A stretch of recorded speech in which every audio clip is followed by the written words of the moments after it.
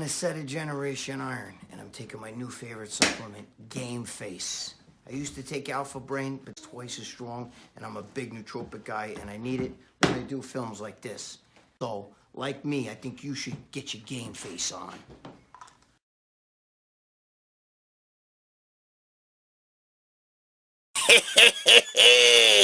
Feliz Año Nuevo! Happy New Year! Mexicans for Trump! Anyway, what's going on? Happy New Year, you motherfuckers. You fucking momos. Anyway, let me see, let me fix this camera for a second. Hope all you guys had a good New Year. I know I did. New Year came in with a bang. Right in the can. A little ham in a can. It's spam. I gave my girlfriend a little spam. A little ham in a can. Alright, enough of that shit. We gotta start off, first of all, start the New Year's right. Alright? And we gotta thank our sponsors. Game Face. You guys stop fucking around. I've been taking this shit. I take it all the time. And I can't even remember my name. Just kidding.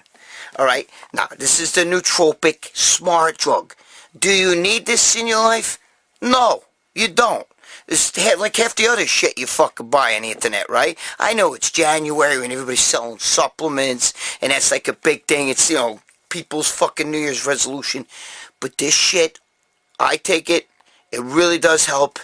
It's so fucking strong they can't even sell it on Amazon. Google why. Google the ingredients.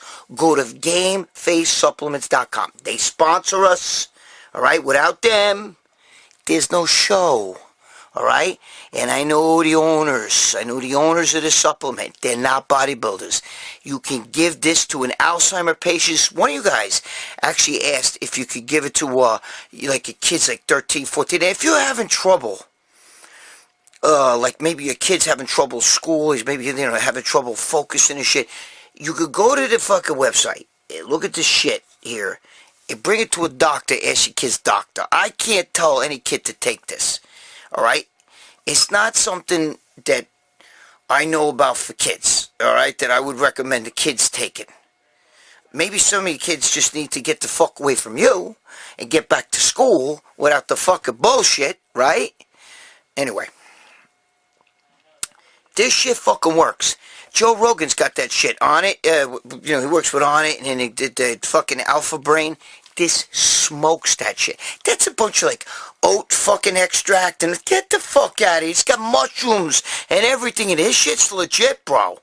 The guys who make it are not bodybuilders, and I have been taking this for a long time, and it really does work, okay? I'm fucked up to begin with, so there you go. Anyway, almost forgot.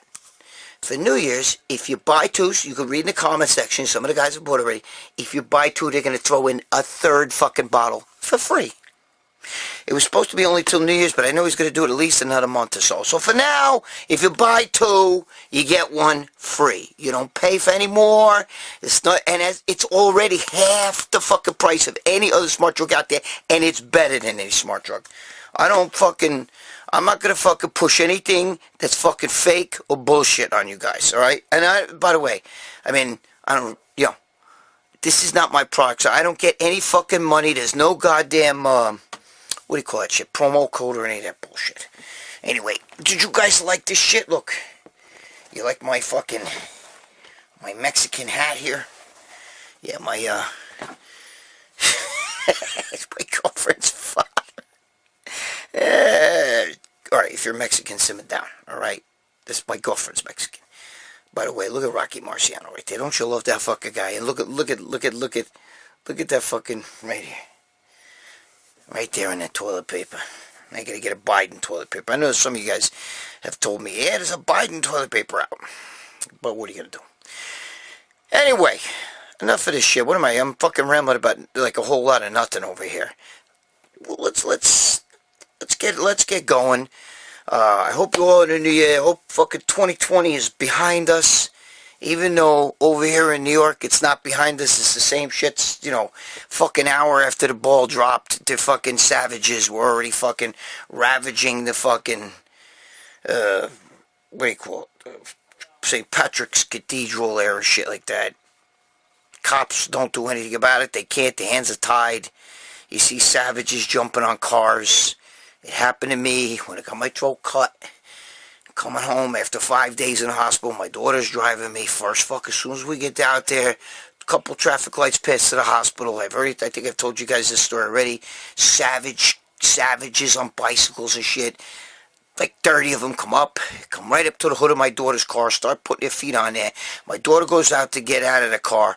You know, I'm sitting there going, holy fuck, you know, I'll get out too, but I can't fight because I'm bleeding already through my throat.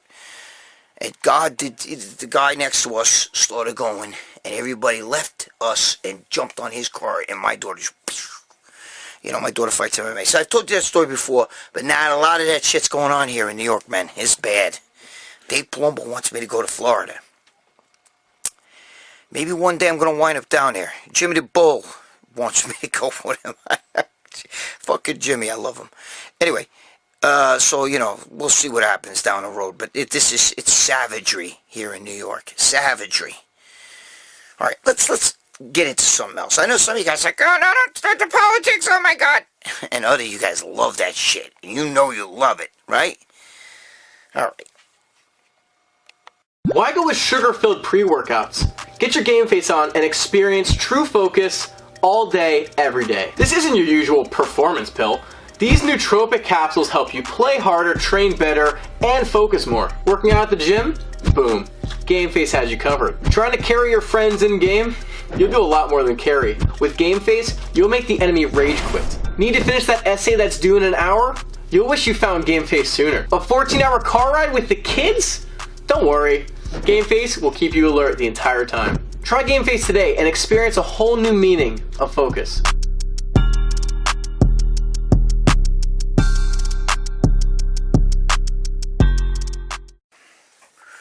Alright, listen to me. A few of you guys talking about Big Ramy, and some of you guys like, I see some of your comments. I've had like discussions with people, right? Because Big Ramy's now Mr. Olympia. And, you know, I still think of an in-shape, ripped Phil Heath is not going to be beaten. And again, I don't like Phil Heath. He's not my fucking favorite person, alright? And, I don't dislike it. It's the person, the way he is, I don't like him. I think Sean Roden, in shape, I think that all these guys, I mean, Big Ramy's a big motherfucker. And I already told you that Labrada's kid is my boy. I like that kid. I never met him. But I know his father. I'm friends with Lee Labrada. I've been friends with him for a long time. I know him a long time. He's at my house here, 1988. 2 weeks before the 88 Olympia. So, but regardless of that, you guys, I gotta get something straight with you guys. You guys are all hooing and hawing over there. All these guys, they, you know, that Hanny, whatever the fuck that guy's name is, and all these Chopin, whatever. But I'm going to tell you straight up right now. Big Ramy is a mass monster. But he is nothing. He's Pee Wee Herman compared to Victor Richards. Victor Richards is probably the greatest mass monster genetic freak ever. Okay, I know what some of you are going to say, yeah, but Victor Richards never could win the big pro show and all this shit. That's because Victor Richards bodybuilt for the fun of it. He really didn't want to compete like that. That wasn't his thing. He bodybuilt for him. And back then, there was no coaches. Listen, I know Victor really well. I've trained with him. We've done sets together, okay? We worked out together, all right? We had a little tiff back in the gym. I've told the story before. You know, this guy used to do, they had like 250-pound dumbbells and golds. And that motherfucker used to have one in this hand and one in this hand. And I used to have to spot him, all right? And I'm going to tell you something. He would handle those fucking things. Doing incline flies and shit like that with him. But it was very hard. And, you know, we had a little tiff because one time, he used to ask me all the time to help him. You know, I had to lift up the dumbbells, I had to move the dumbbells. And after a while, I felt like he was treating me like I was like a Momo, you know. So, and this is 1981. This is a long time ago. I help him, and he would want me to push on his elbows like this. You know, it's when he would do the fucking flies or the presses. Actually, do presses, but he would, you know, he'd want you to push on the elbows. Sometimes he would do flies. You have to lift his elbows. So he would, like, at times he would oil himself up a little bit, so he'd be a little bit oily, and my hands would slide like this while I'm trying to push, and he'd be fucking yelling at me, Jesus Christ, well, you know, and everything like that. So one time the Barbarian Brothers were right there, and they started, you know, they were asking me, what do you, because I this is what I did, I got ahead of myself here. I put sponges. I work out sometimes with sponge cloths. Certain exercises I do. I use sponge a lot of with back. I do it a lot. Instead, I don't like gloves because I feel like gloves restrict my hands. So I use a sponge cloth, right? And I put the sponge cloths in my hands, and I'll like do pull downs or something, right? So he was like freaking out because my hands kept sliding, and you know I was having trouble helping him fucking, you know, force out a few reps. So he asked me, you know, he said, you know, he got mad. He was screaming at me. So I'm getting like all pissed off because I feel like he's treating me like Botswana, the fucking slave boy there, you know what I mean? So I'm thinking, okay, what am I going to do? His fucking hands and stuff. So I came with the genius idea to use my fucking, you know, my hand cloths, my sponge cloths. So I put them on his elbows and it worked fine. It was perfect. My hands didn't slide. So the Barbarian Brothers go to me, what are you using the sponges for? Why are you putting that on his arms? And I told him, I said, listen, his hand, you know, he's got oil on his arms, and my hands were sliding off. So they started breaking his balls. He started breaking his balls. What do you got oil in your arms? And he got fucking mad at me for telling him that, you know. And then we had this big fucking argument, him and I, right in the middle of the gym. And I'm thinking, Jesus Christ, this guy's like fucking 300 pounds, you know what I mean? At the time, I was maybe a $165, but I was really big, you know, built and shit. And I was natty. So I'm thinking, okay, what am I going to do? So I said, it's the stupidest fucking thing to him. I said to him, you know, because he was like, little man. You know, he would call me little man, you know what I mean? Because you got, you know, because he's so fucking big. So I said, hey, fuck you, motherfucker. Put the lime in the coconut. So I said to him, I'm going to fucking, you know, I'm from New York. I ain't afraid of you, because I was going to kick him right in the fucking balls if he kept coming at me. And, you know, I was going to hit him, crack him, and then kick him in the fucking balls and get the fuck out of there. But he stopped. So we actually didn't have a physical confrontation after that. But anyway, so that went into this big brouhaha. But the Barbarian Brothers broke his nutsack and all this shit, you know. But I gotta tell you, the fucking guy, we've made love now. Wait, we made love. Jesus Christ, we made up. We made love. Holy shit. Anyway, oh fuck, I just knocked the light out. Hold on. You motherfucker, alright. I just dropped a bottle of shit. Game face, stop fucking around and get your game face on. 2 bottles, you get tray, one free, whatever. Alright, I knocked it down. I knocked the pad off to see. I'm fucking, bro, I'm doing bad right now. Alright, let me get back. So, but he's a good guy. But I gotta tell you something. Alright, enough of that story. So I saw him every day. We trained every fucking day in the gym. After that, everything was good. We were buddies. Okay? And I gotta tell you something. That motherfucker, I've stood right next to Big Rammy, talked to him and everything, and I knew Victor. And there's no comparison. Dave Palumbo will tell you this. John Romano will tell you this. All the guys that in the know will tell you that the biggest mass monster ever was Victor Richards. He measured his thighs were like 36 inches around, and he didn't have no thighs. Like fucking Rammy's got like big front thighs and little hams, and they're not separated like deep like Tom Platz's were, or you know, or what's his name, my boy Paulie DeMeo. But what's it? Victor had fucking his front, just like the way Rammy's front thighs come out like this. Victor's front thighs came out like that, and his back thigh, you know, hamstrings, and then his fucking calves were giant. But he was thick. See, I don't feel like Rammy's as thick. You know, he's broad, but he's not as thick. Not like Victor Richards, bro. You guys have no fucking clue how big Victor Richards is. And he's a bigger guy. Victor Richards is a bigger guy than Ramy. He is the greatest mass monster. His genetics was sick. If you ever saw him at 16 years old, he was like 250 pounds jacked. At 16, he's just a genetic freak. If somebody ever would have took him and taught him how to train, and stopped all that heavy shit and just really made him work out right, and taught him how to diet and everything, he could have won the Olympics. Dude, there's videos of him next to Dorian Yates. And even Yates is like, he makes Dorian Yates look flat. I mean, that's how big he was. He was huge. His thickness was, he was really broad. Okay, I remember the first time I even met him, I saw him walk in the gym. I was in there and I was like, what the fuck? He looked like a wall coming at you. But he's thick too. See, that's the difference. A lot of these guys are broad, but they're not thick. He was fucking thick, you know? And don't give me no shit of what I'm going to tell you. Don't fucking give me any grief. But he had that black genetics, bro. Like nobody ever. Okay? Let's be realistic.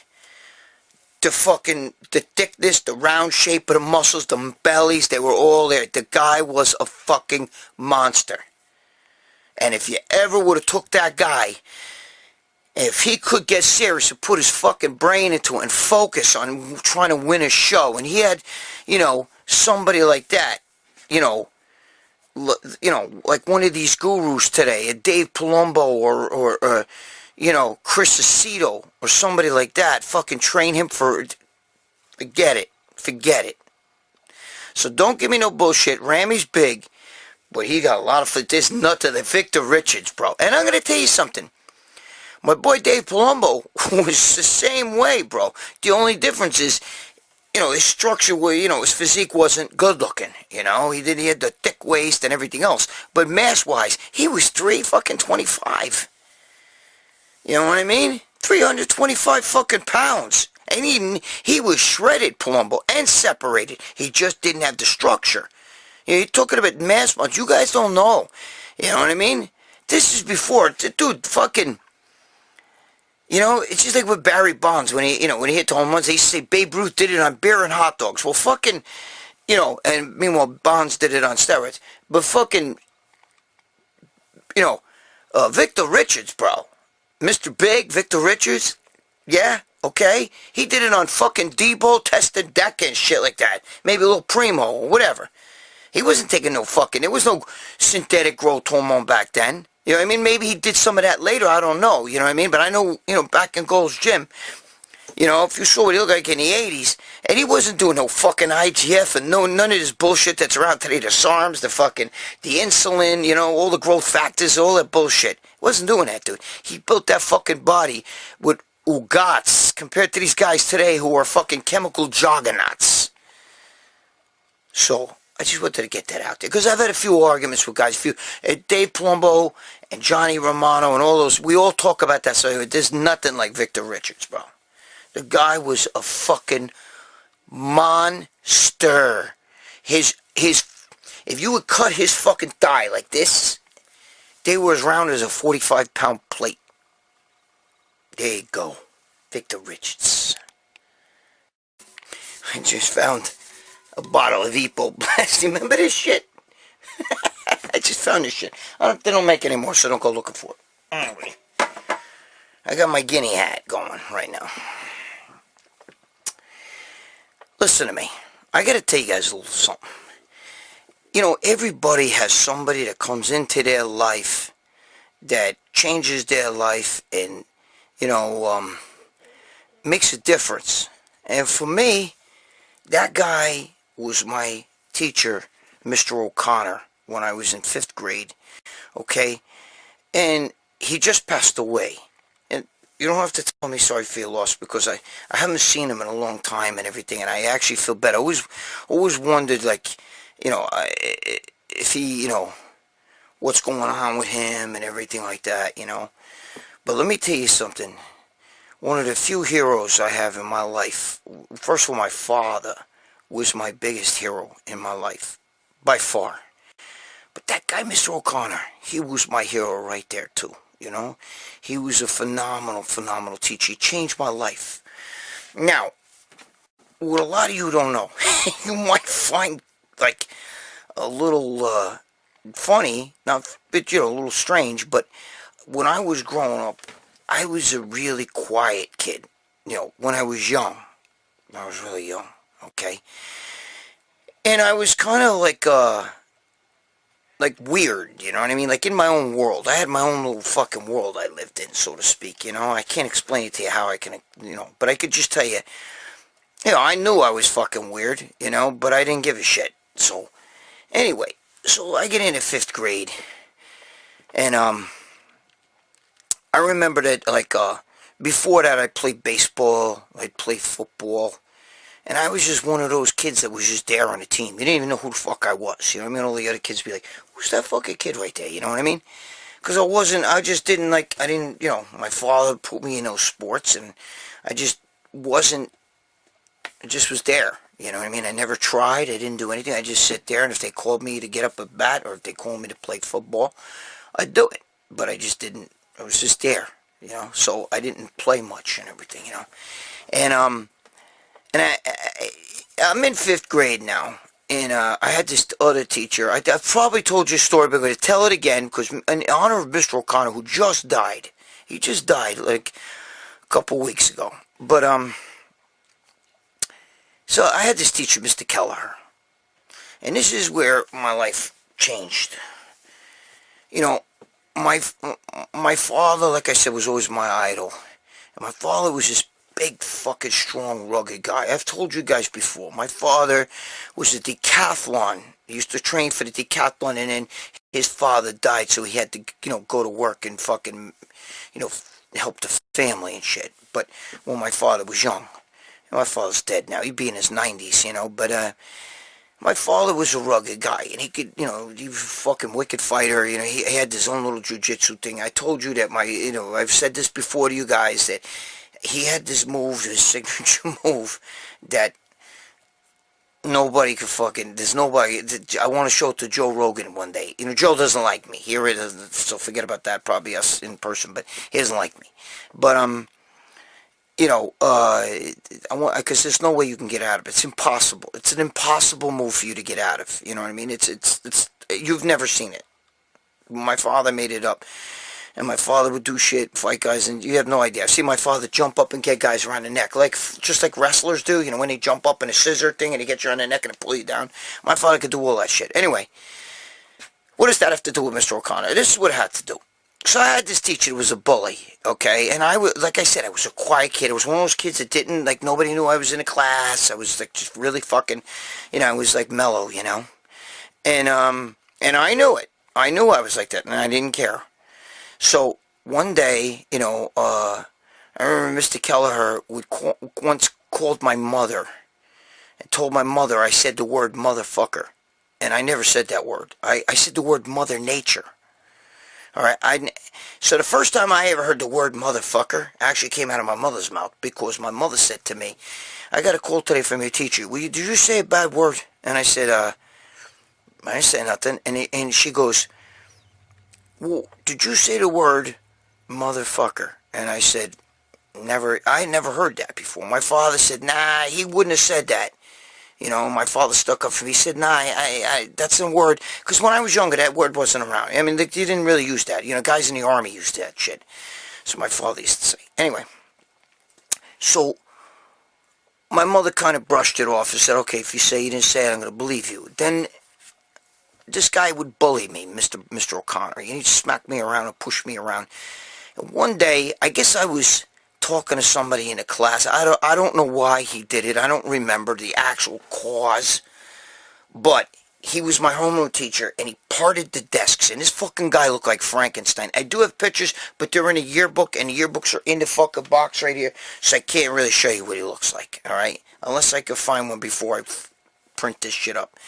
But regardless, he looked like fucking Frank. He had that flat top. Remember, this is the fucking, 1970. He had the flat top, like a Marine and shit. This is like that look that they had back then. And he parted the desks. He was like 6'4". And he parted the desks, and he grabbed me like this, and he lifted me up and dragged me outside the class. And he slammed me like this, bam, off the wall. Now, I'm a 5th grader, okay? Corona. So, You know, and back then, that was our disciplinary thing. We had to stand outside the class door. You know, you close the door, and you had to stand against the wall like this and shit. So he did that. And I went home, and I told my father, I told my mother, and my mother said, well, when your father comes home, you tell him. And I told my father what happened, and my father told me, tell me everything. How did it happen? What did you do? Blah, blah, blah, blah. And I told him everything. He said, okay, don't worry about it. Just go to school tomorrow, I'll handle it. Next thing we know, we'll go to school the next day. And now, wait, let me stop the story there. I had, you know, we had a home, that was my homeroom teacher. But we would go to other classes like reading and math and all that stuff. And for those classes, I had this guy, Mr. O'Connor. And he was like, we clicked. Everybody liked him. Everybody wanted to get in his class, you know. He had this big fro and stuff. And he was just such a fucking good guy, man. He was such a good guy. So anyway, all right. So I always told my mother, I love this guy, Mr. O'Connor. I love this guy, Mr. O'Connor. He got the best out of you. You know what I mean? I was a quiet kid, like I said. I don't want to participate in anything, but he made me, like, he brought it out of me. You understand? So, anyway. So, the next day I'm at school. I'm in the homeroom, and they're calling, like, you know, they're doing roll call and shit. And my fucking door just fucking slams open in the middle of class, like this. And it's my father. And my father walks over and says, you, to the teacher, come here. And he grabs him and he pulls him out the door. So I'm sitting there and I'm like, holy shit, you know what I mean? I'm looking around, everybody's looking at me. Nobody knows it's my father. Nobody knows what's going on. And all of a sudden this lady in a classroom next to us, my sister was actually in that class, comes running in, Mrs. Jensen, and says, everybody calm down, quiet. I want all you kids to sit here. Nobody's to make a noise. And she goes, Greg, you need to go to the principal's office right now. Okay, come with me. And she took me and brought me to the principal's office. And in there, Mr. O'Connor, Mr. Kelleher was shivering.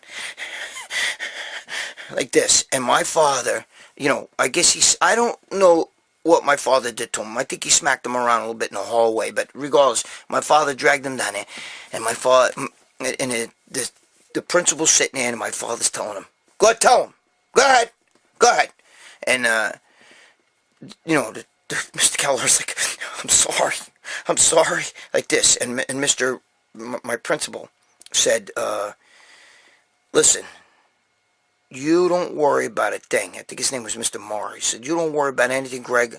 We're going to put you in Mr. O'Connor's class. Okay? You don't have to worry. Mr. Kelleher here is not going to ever talk to you again. He's going to look at you. If something happens, you'll come to me. All right?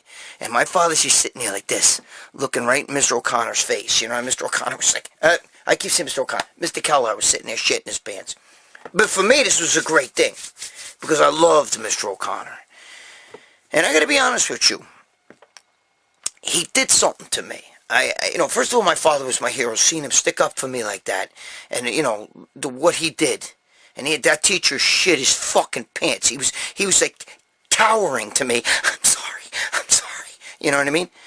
And you know, he was in trouble because even the fucking today you get fired for that.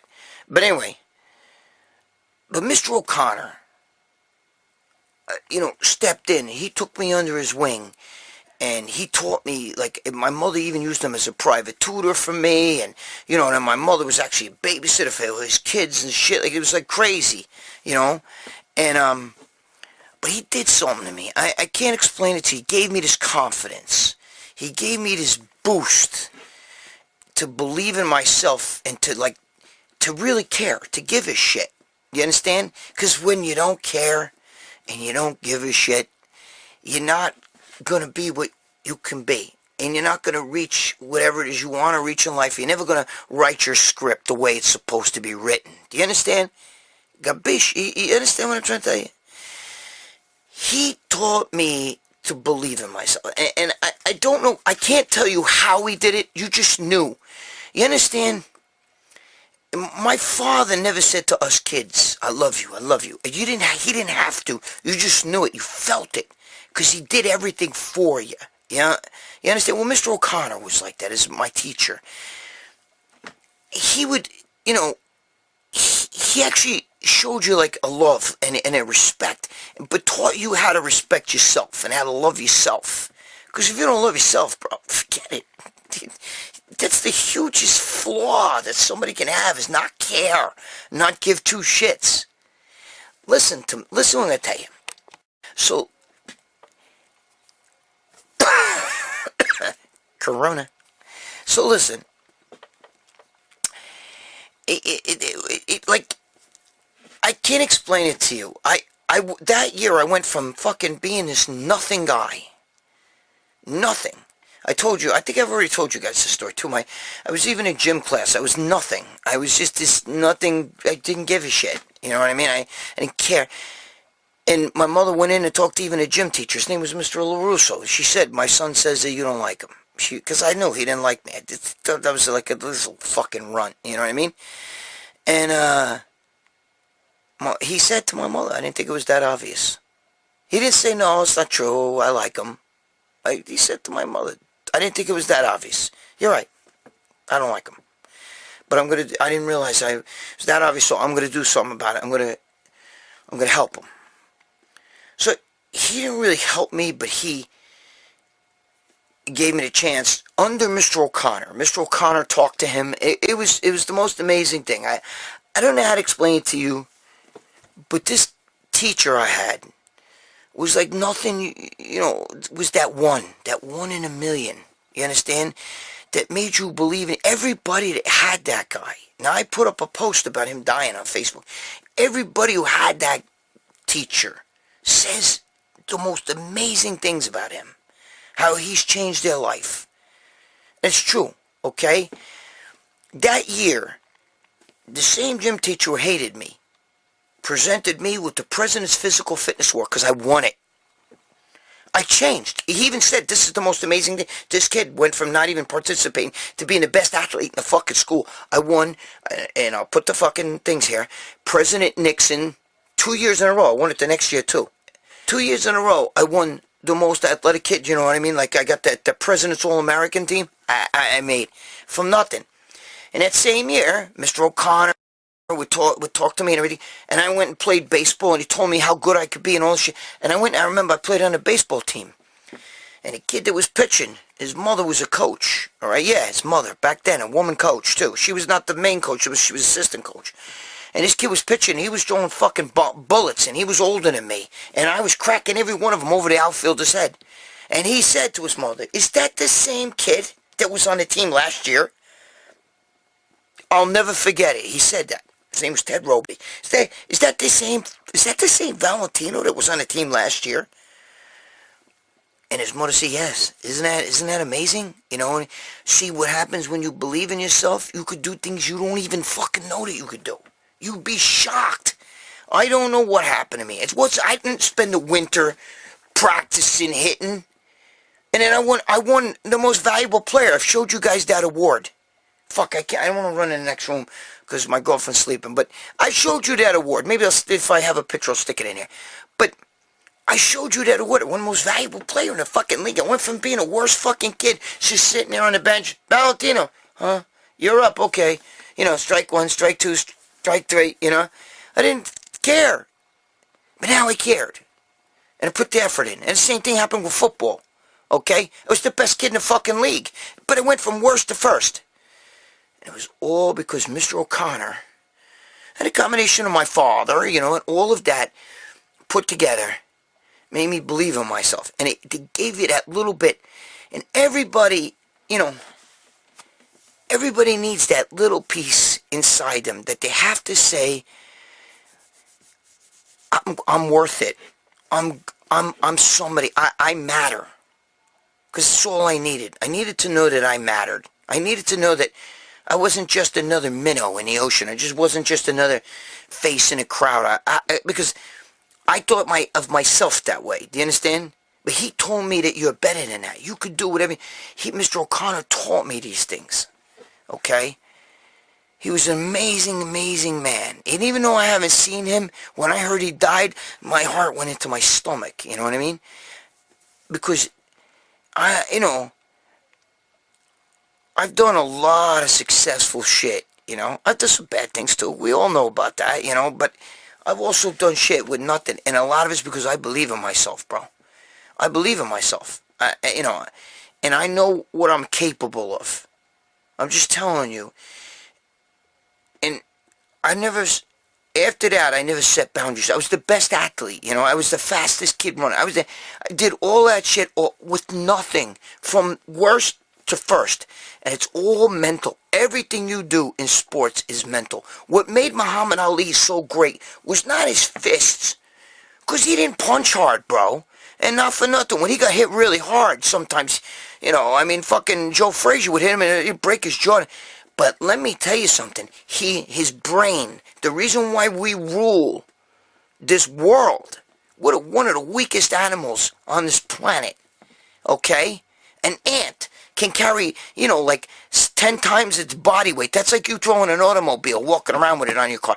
An ant can do that. We can't do shit. We're weak, but we have the brain. That's why we're the king of the jungle. It's for one reason, because we're smart. Our brains. So, what I'm trying to tell you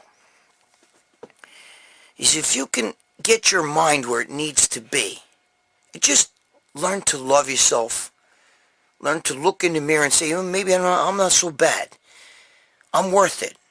I'm somebody. And I deserve to be good to myself. Be good to you. Okay? Learn to love yourself. Treat yourself good.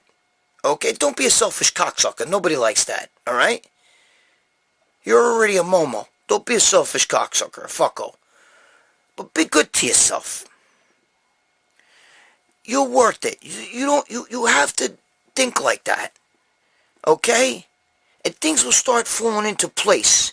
Look, we're all going through shit. Everybody right now. There's nobody right now who's going through this pandemic bullshit and all this other shit. There's nobody going through this shit that's having, the time of their life. Maybe there's a few guys out there making millions of dollars because, maybe they're making masks or hand clean. I don't know what the fuck. They capitalize on this. Right place, right time, lucky motherfucker. Whatever, okay? But for the most part, everybody stresses this shit that's going on. You got we're losing our freedoms. We got all kinds of other bullshit going on. I know I'm not going to get really political here, so simmer down. Okay? But you know what I'm talking about. The world is about to change, and fraudulently, okay? But the world is, evil's all around us, man, But you have to say, I am worth it. It's not going to affect me. I'm not going to let this shit affect me. I'm going to do what I need to do to continue to love myself and be good to myself. Be good to you. Treat yourself excellent, okay? Don't think negative thoughts. That's bad. I'm a loser. I'm no good. Nobody's going to love me. Nobody can love you if you don't love you, okay? See, I'm going to tell you how this even goes into relationships. My girlfriend and I, nobody realizes, we make jokes. I make jokes with a fucking Mexican hat and everything. She's right in the next room. She's sleeping, but I'm going to wake her up. But, we're very close. We've been together a long time. We're 15 years now. We're going, We're right there. And, she's young. I'm fucking 27 years older than her. We've been together. We hold hands when I drive, okay? We do everything together. I don't go anywhere without her. What I was supposed to do that I got the cancer, and then the Patrick Bet David wanted me to go down to Texas, because that's where it was, and do his show down there. And I put it on hold, and now, with the pandemic, I can't, we can't do it. I could probably do it remotely, but I haven't gotten in touch with him because I don't give a shit. But the thing is, I even said back then, I told his guy that contacts you, I told him the only way I'll do it is if my girlfriend could fly with me. Because I don't want to go. I don't do shit without my girlfriend. We're very close. Alright? And when you're that close, see, and I'm getting to something. Follow what I'm telling you. And one of my rules is, there's 3 things that ruin relationships. And it's because of you. Because your own fucking brain thing is fucked up. Listen to what I'm telling you. 3 things. Alright? 1 is lying. The other is jealousy. And the other is violence. Lying, jealousy, and violence. Those 3 things, if you have one of those 3 things in your relationship, you're doomed. It's no good. It's no good. You see, I don't get jealous. There's no jealous bone in my body. If I could sit here and send a picture to my girlfriend, oh look, Look at this guy. I know you like him. He's your type. She'll do the same thing. Oh, check her out. Oh, you like that shit. You know what I mean?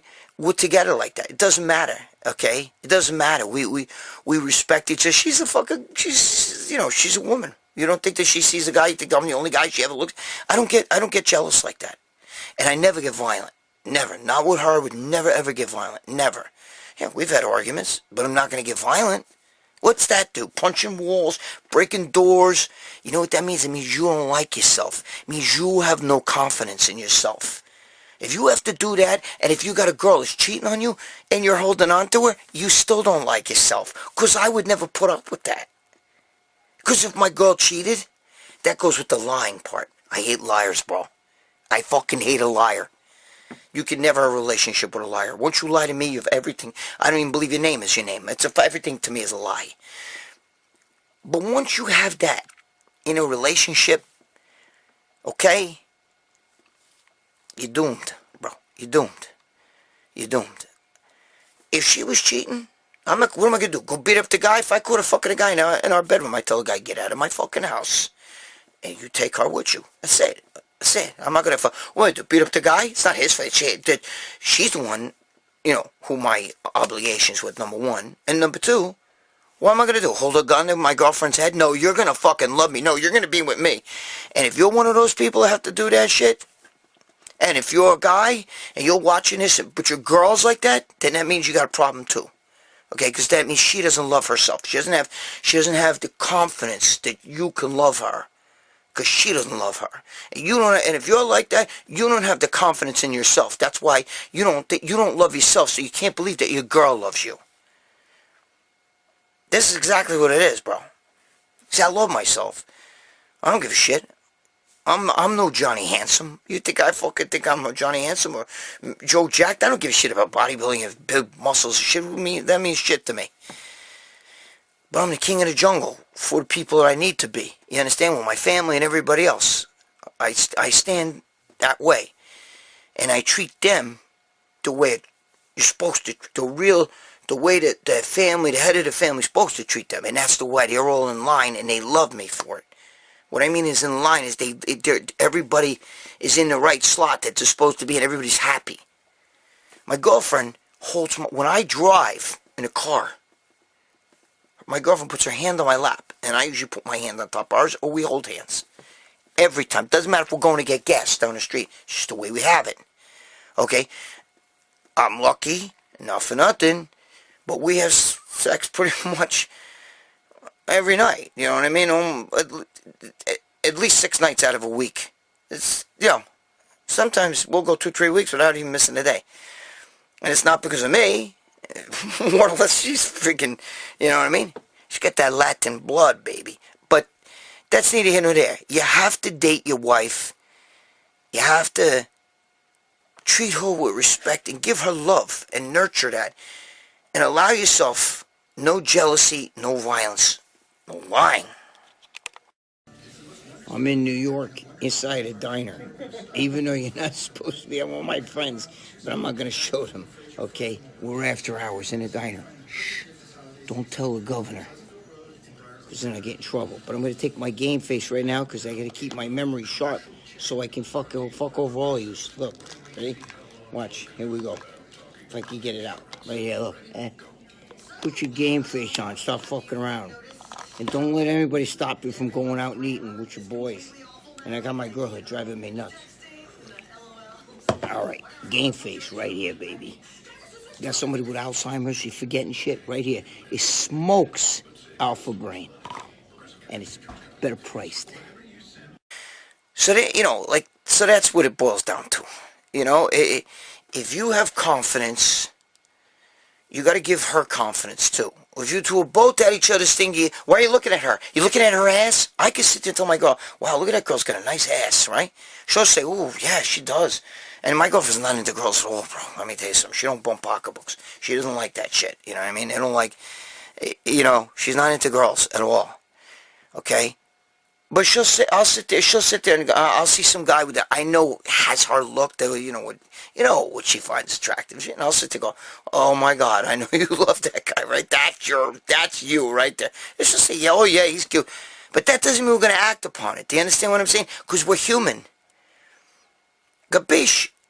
Now, some of you might think that's not normal. But no, it's not normal to think that your wife will never thinks that every guy in the world is ugly but you. You know what I mean? Or whatever. Or doesn't, I can't ever see, there's no such thing as a good-looking guy but you. That's because you have I hate me syndrome. You know what I mean? You don't like yourself. If you loved yourself and you had confidence, your girl could say that guy's cute and it wouldn't affect you. Now, if you're saying I can't trust her because she's cheated on me in the past and this and that, the other thing, that's between you and her, bro. But that's not acceptable behavior from me. You understand what I'm saying? So, I'm just giving you a little... I got all this because that one teacher taught me how to be confident. And I went from worst to first. 2 times President Nixon, I got his award. 2 times. Most valuable player in the league in football, baseball. I still suck at basketball, but what are you going to do? You know what I mean? You can't have everything, My daughter's a fucking all-star basketball. But, Corona. But anyway... So I just figured I'd give you guys a little bit of that for the New Year's. Learn to love yourself. If you don't love yourself, you can't expect your girl to love you. Because you're sending a vibe to her that you don't love you, you're insecure. So she's going to be insecure. So you two are both going to be like, why are you looking at that girl? Why are you looking at that guy? Yo, if you stop looking at that guy, because... Get the fuck out of here with that shit. No confidence, bro. No confidence. Work on that. Look, you matter. You have to believe that. You matter. You are good. You need to love you. You matter. You are important. You must believe that, okay? I'm just leaving you with that for New Year's. I'm still a little upset over Mr. O'Connor passing away. I loved him. You know what I mean? I can't tell you this. I could tell you, miss, I'd be sitting there doing a 10-hour video if I told you all the shit about him and how things happened and how things worked out. I love my father. My father was my idol, bro. My ultimate idol. My father ran the family the way it was run. He showed you such love. He didn't have to say the words I love you. Anybody could say I love you. I love you. I love pizza. I love ice cream. I love my car. I don't really love my car, but anyway, I do love pizza and ice cream. But the thing is that those are words. You understand? My father showed you. Okay? Mr. O'Connor showed me, too. Gabish? You understand what I'm saying? Alright? Now, if you've had some bad time in your life, your parents sucked, your fucking teachers sucked, you didn't get a break, sorry. But that's done. I used Fran Drescher. By the way, I know this girl who's a twin for Fran Drescher. I don't know if I told you the story. I think I did. I don't know who I tell what, or where I tell the stories, or what fucking, whether it's on Generation Iron, whether I talk to Dave Palumbo, yeah, I don't fucking know. But if I told you this already before, so what? You hear it again. Fran Drescher, okay? I knew a girl was her fucking twin. And the funny thing is, Fran Drescher talk like that. So did the girl. Had the same voice and everything. You would swear she could be her fucking double. But anyway, that means there's neither here nor there. But Fran Drescher, from the TV show The Nanny, she was once raped. I don't know if it was at gunpoint or knife point. But they tied her husband up. And, who, by the way, was later on, he came out as gay and left her. But they tied her husband up. And she was raped in front of him. And they asked her about it, and she said, what am I going to do? What was I to do? She said, I said, you know what? Let him do what he's got to do, and get him the fuck out of here, and then my goal is to survive, that he doesn't cut my fucking throat. And the interviewer, I remember watching the interview, and the interviewer was like, wow, you just brushed that off. And she said, what am I going to do, let that ruin the rest of my life? She goes, it was a bad time, it was a dark period of my life. But I can't dwell. It's past. It's no good. If I let my past control what happens to me today, then my past wins. Do you understand? Then that rapist wins. Do you understand what I'm telling you? Are you guys getting my message? I don't care how bad your past was. There's only the here and now. We don't know what's going to happen in the future. It could be a fucking bomb hit the, a meteorite hit the fucking planet, we're all done, or a fucking rocket fall on your head. I don't know. Okay? The past is done. There's only the here and the now. That's it. Okay? So you live in the here and the now. You don't live in the past. If you live in the past, you're never going to fucking progress. And you're never going to learn to love yourself. I liked what Fran Drescher said. I liked it. Because she was trying to say, I'm not going to let that defeat me or define me or let that beat me. I'm not going to let that destroy my life. I have to look at that and say, that was a bad day, bad time, turn the page, move on, and keep going. And that's what she did. So I respect her for that. That's what you need to do. Anything bad, bad parents, bad upbringing, fucked up whatever, fucked up relationships, let it go. LetItGo.com, okay? Let it go. Move on. MoveOn.com. Just learn to love yourself. It's the here and the now. That's all you got. Embrace it. Go forward. Put the past in the past and leave it there. This is me trying to help you in New Year's. Okay? Alright. I've said enough. I hope it helps. Alright. Rest in peace, Mr. O'Connor. I love you, man. And my father and my mother. I had the two greatest parents on the planet. The two greatest parents. The love that they gave me was amazing. I'm sorry if you didn't have that. Okay? But you gotta let it go. If you let it control what happens today, you let it ruin your life. Congratulations. They win. Don't do it. Alright? Alright.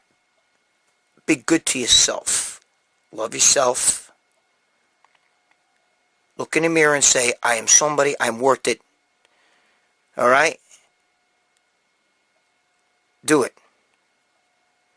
I'm special. Say it. Don't give me any of that. I'm a loser. I'm no good. Nobody's ever going to love me. You don't love you. That's why you haven't found anybody or whatever. That's why you get the trouble you got. That shit's fucking radiant. You can tell when somebody's fucking nasty or fucking unhappy or evil or good or whatever. It's radiant. Alright. I'll save all that shit for... I'm going to be doing some shows with Leo Rex, so we'll talk about that another time. By the way, put your fucking game face on. 2 bottles, get the third one free. Even if you don't want 3 bottles, you just get one. It's cheaper than any fucking smart drug out there, and it's the best, bro. Don't go by my word. Read the fucking ingredients and compare them to all the other shit that's out there. It's too strong. They have to fucking change the ingredient because they can't fucking sell that shit even on Amazon. Even when that's not why they did it. And they're not bodybuilders. That's a smart drug. It's for your fucking head. Anybody can take that. You don't have to take it fucking working out. Alright. Go to my channel too, because I'm going to be fucking doing the Delph video. And you guys are going to love that. And it's going to be in the gym. The only thing is it's going to be in like 4 parts. Because I'll explain why when I'm doing it. And I got a lot of shit happening. Leo Rex wants to do shit with me. We're going to talk. We're going to see what's up. But anyway. I got the Chaos Nutrition coming up. Chaos Nutrition. They're good guys, man. The Godfather Chaos is a good guy. So remember to watch my old school training. I got some good shit coming on there, too. MuscleSport Mag, baby. In the house. Be good to your girl. Be good to your wife. Be good to your significant other. Love yourself. Pay your child support. Don't be a fucking deadbeat dad. I hate that shit. Get the fuck off my... don't watch my shit if you're one of those. Okay? Doesn't matter what she does with the money. She can throw it in the fucking garbage. She can give it to her boyfriend. Doesn't matter. As long as you pay it, one day your kid's going to say to his mother, my father paid every fucking month and you gave it to that fucking piece of shit you're married to now, or you fucking threw it in the garbage or whatever she did with it, and you're going to be the hero. Trust me. Been there, done it. Alright. I love you guys, man. Thank you for being here. We're going to have a good year, hopefully. Please, God. Alright? Again, Go to Game Face. Put your Game Face on. Take your fucking nootropic. You need that shit. Get your brain going. Alright. Hey. Get back to the living here. And stop fucking around. Alright? See you in the next video.